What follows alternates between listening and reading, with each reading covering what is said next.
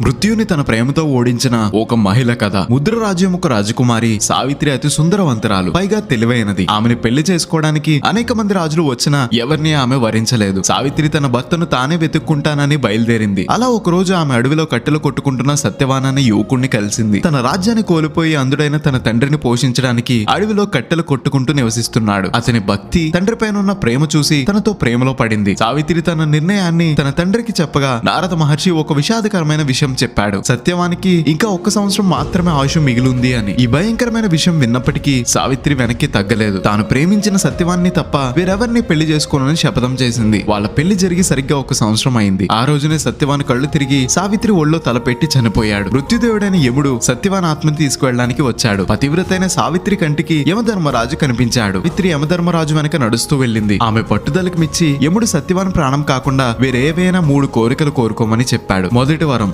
సావిత్రి మామగారు చూపు తిరిగి ఇవ్వమని కోరింది. రెండో వరం కోల్పోయిన వాళ్ళ రాజ్యాన్ని తిరిగి రావాలని కోరింది. మూడో వరం తాను 100 మంది పిల్లలకు తల్లి కావాలని కోరుకుంది. యముడు తదాస్తు అన్నాడు. అప్పుడు సావిత్రి, నేను సత్యవాన్ని తప్ప మరొకరిని వివాహం చేసుకోనని శపథం చేశాను. ఇప్పుడు నాకు పిల్లలు కావాలని చెప్పాను, కాబట్టి మీరు సత్యవాన్ని బ్రతికించాలి అని అంది. ఆమె భక్తి, పట్టుదల బుద్ధికి మెచ్చి యముడు సత్యవాన్ ప్రాణం తిరిగి ఇచ్చాడు. అలా మృత్యుని తన ప్రేమతో ఓడించింది. ఇలాంటి మరిన్ని వీడియోస్ కోసం గోదా స్టేషన్ ని ఫాలో అవ్వాలి మరి.